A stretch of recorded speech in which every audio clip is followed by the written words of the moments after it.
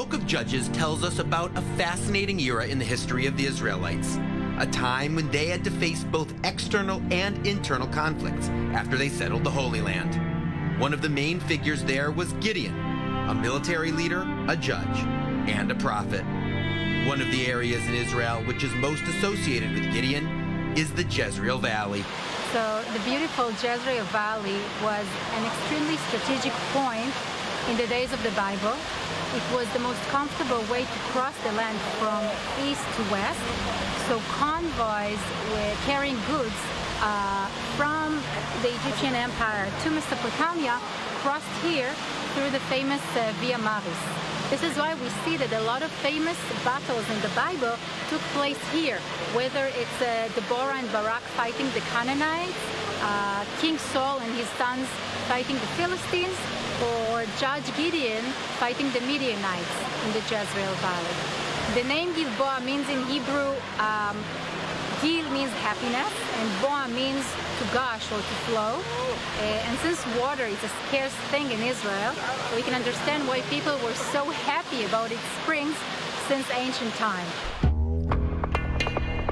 The site known as the Harod Fountain is associated with the story of Gideon's battle against the Midianites. So we're going back to the days of the judges, and the Midianites are harassing the tribes of Israel.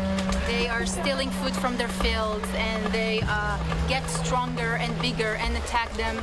And it gets to a point that they become a formidable enemy, and God turns to Gideon and asks him to lead a war against them. Now Gideon is a simple guy from the tribe of Menashe. At this point, most of the Israelites are already strayed away from God, and they're they're worshiping pagan gods. Gideon was different, and after God turns to him, he even goes and smashes all the idols in his town. The book of Judges recounts how God turned to Gideon and asked him to pick a small group of soldiers from the Israelites. And the Lord said unto Gideon, "The people are yet too many.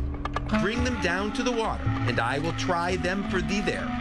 And it shall be that of whom I say unto thee, this shall go with thee, the same shall go with thee. And of whomsoever I say unto thee, this shall not go with thee, the same shall not go." And the first thing that Gideon does is he's asking to whoever is fearful to go back home. And 22,000 soldiers go back home. Now he's left with 10,000 soldiers, and he's inviting them to drink from the spring. And when the troops come over here and go down to drink from the water, they do it in two ways.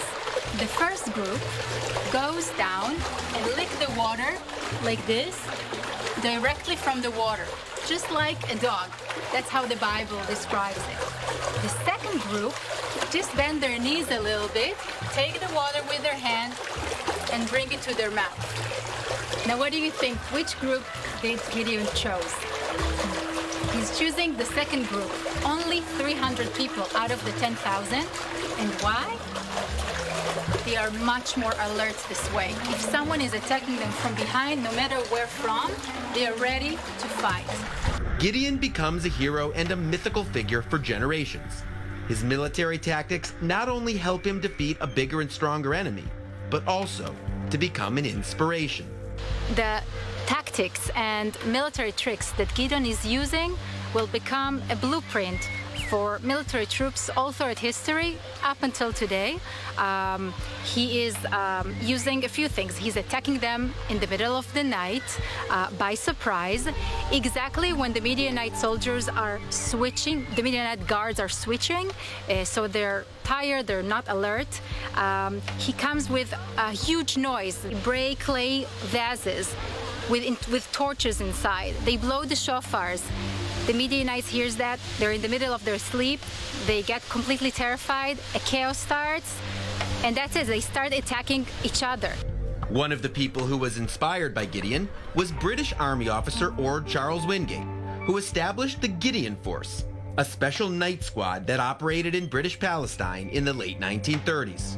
The year was 1936, the British are ruling here, and the Arab starts what is known as the Great Arab Revolt.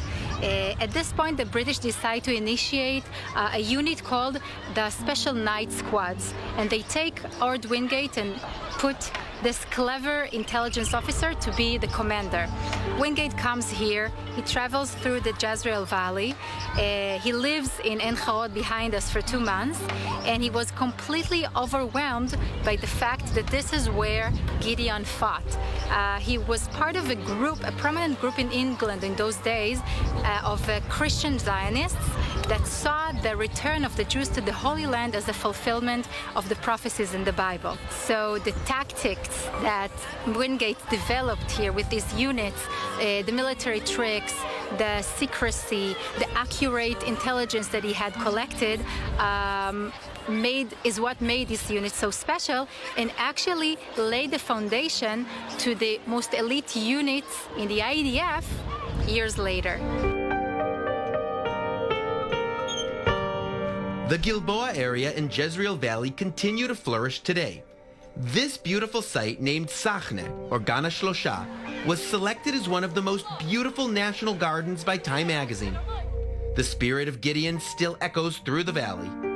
Perhaps one of the quotes that perfectly describes Gideon's legacy comes from the book of Proverbs. For with wise advice thou shalt make thy war.